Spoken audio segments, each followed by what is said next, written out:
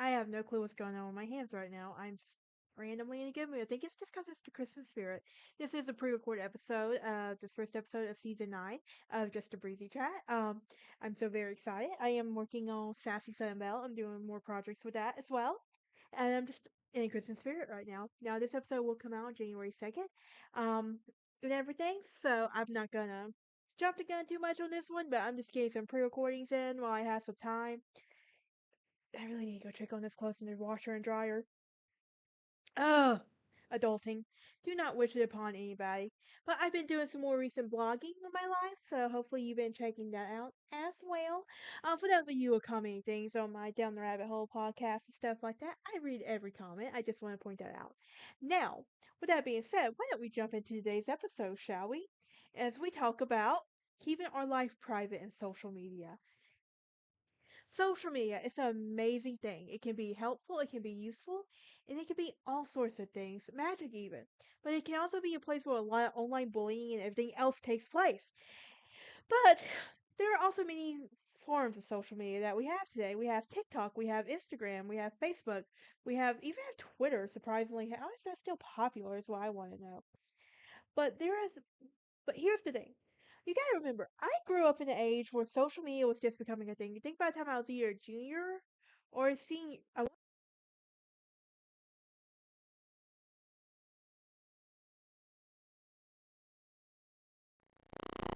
to MySpace one time and, well, stepmom, I'm gonna say stepmaster, did not like that lady. But, um, social media really kind of evolved over time, honestly. And today it's like one of those things where we have influencers and stuff today. So, and it's getting canceled on social media and everything else. So, um, I remember my very first Facebook year of high school. And it was a secret account because I wasn't allowed to have it. My stepdad was very controlling in that nature. They found out about it. I got grounded, and rightfully so. That was kind of like doing it behind my parents' back, well, mom and stepdad's back. Yeah. But it was Facebook, so So I didn't really. So I canceled my Facebook, and I didn't really um start a new one until literally like the day I graduated high school. Because it's like, this was my way of saying you have no right, no control over me anymore. But with that being said, why don't we talk about the benefits of social media, such as privacy? There's many private social networks that could be secure, more secure than public platforms that protect our data and our privacy. And a lot of members can feel more secure because they gain control over who can join the network and what can be shared. Content. Well, think about it. There's private social networks that can offer tailored content, which organizes also control of the platform's content, features, and interface, and also can use many data and updates on the platform based on the members' needs. Then there's the community. Like you can build a community and stuff like that, and everything. Now, what are the pros of social media? Staying connected with our families and friends worldwide via email, text, and FaceTime. Now, granted, like when I first got my Facebook, most I did it because not only everybody else was doing it was because those days that everybody else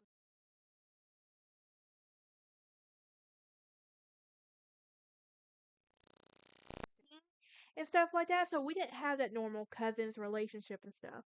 And I thought it was, and I just like keeping out with them, and everything.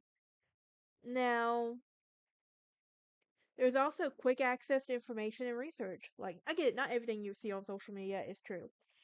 With that being said, that also brings to banking and bill pay at our fingertips. Like, social media can be a very useful thing. And sometimes with our banking and stuff, like, I wouldn't trust it with social media whatsoever. But there is a pros to it. There's online learning, job skills, and content discovery. YouTube offers a lot of this, and I do love YouTube. I watch a lot of beginner ASL videos because I really think that's just so much fun. And when my nephew was born, we all thought there was a chance he might not be able to speak. So I started to learn this from him. He's talking off your ear now. But it was still nice to know I know I am learning ASL. Like I am learning ASL.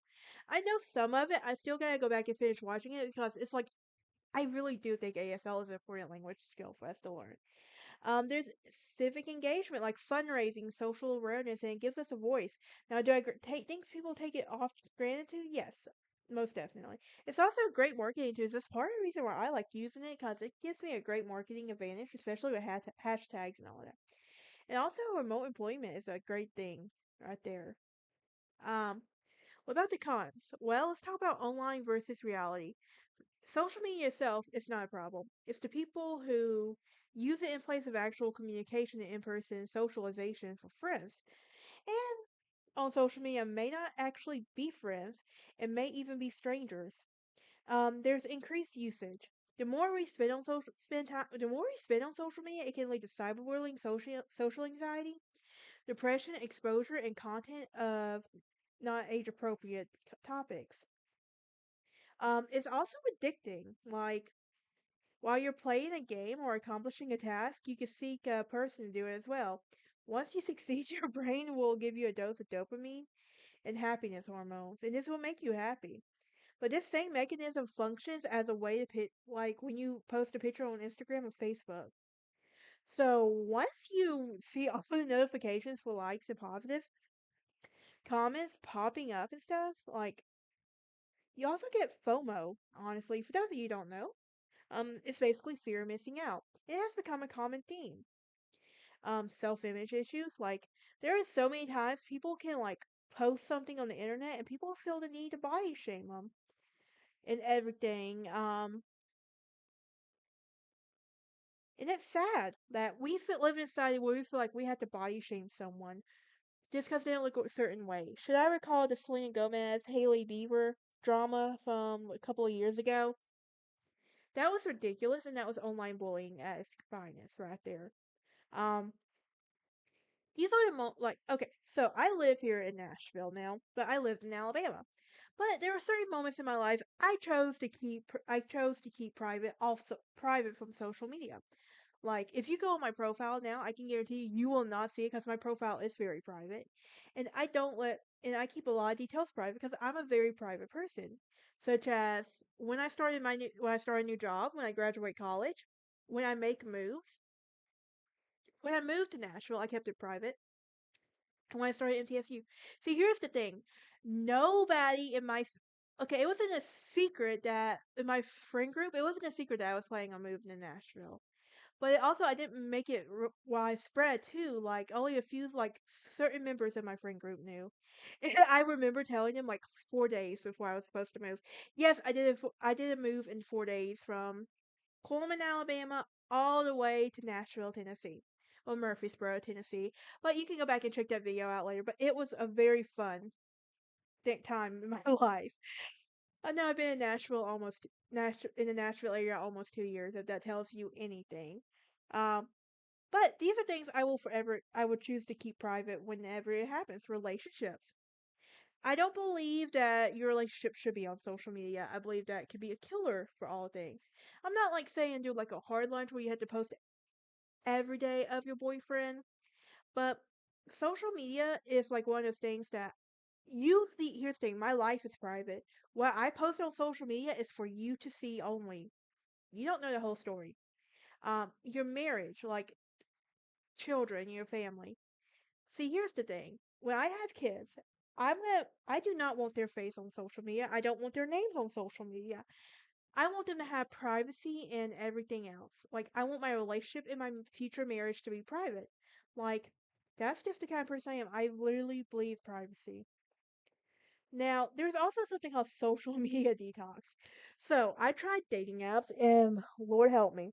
Y'all know trying to date in this culture is a very, what's the word I'm looking for? In hookup culture, is very draining. So, I haven't really dated for 4 years, so I've tried the online dating sites where I would talk to them, but all these guys, all it would ever lead to is just, so when can we hook up? Yada, yada, yada, and all that. I'm like, this is why I don't do the dating scene. Because I'm trying to date in hookup culture, and it's just ridiculous at this point. But I take social media detox, and I had one guy who's like, well, yeah, who got upset because I was like, why? Well, social media detox is kind of stupid. I'm like, for you maybe, but not for me because I need a social media detox. But here's the thing, when you get the social media detox benefits, you get more free time to do stuff you actually like, clean up and everything else too. Your mental health improves, you get better sleep, you have better focus and everything else. Better relationships, you improve your self-esteem, you make time for yourself, and you get you get better posture and better privacy as well. Um, and everything. But social media is something that we need to remember that we need to keep it private. Not everybody is entitled to what's going on in our lives, and I think people really truly need to understand that. For those of you who don't know what I'm talking about, privacy is the best thing for you. I know we live in a world where we have influencers and social media, but we also gotta remember we don't know what fully goes on into their lives. Like think about the Nikki and Gabby, like Nikki is coming out with so many stuff that happened behind the scenes now that we didn't know about. And I think privacy is super important, especially on social media. Like, not everyone needs to know what's going on in your relationship. Not everyone needs to see your children. Granted, I think children are cute, yes. But I also think that keep your children on social media for as long as you can. Because there's so many negative and uglies out there in the world. Let's try to keep it positive and be a safe environment for them. Our kids want us to be our like I'm an aunt and I love children and I plan to be a mom one day, but I just don't want to be a mom right now. But I think that children need to know what it's like to be loved. They don't need to see a world where it's so negative, so hurtful, so ugly. They're gonna get enough of that at school. At least in your home life, make it where your children have their privacy on social media. Like I know there's like the mom blogs, like from the you remember the whole Jody Hildebrandt thing that happened that where she pled guilty to and all of that, and the mom bloggers. I'm like, here's the thing, I don't like seeing that. Like the children don't want to do it and everything, and you're just exposing your children to more stuff they don't want to do, and they're only doing it to make you happy. So please keep keep your life private on social media. I promise you, not everyone cares that your relationship with this guy is over with, or you're in a relationship with this person. Yada yada yada. Just social media is just a good thing to use for like marketing content and everything else, but when you post your dirty laundry online, it takes the fun out of it and everything else. But that is it for this episode. Join me next time as we turn a light on stigmas. And we can talk about my online nonprofit I really should do more work on. But anyway, I'll see y'all next time.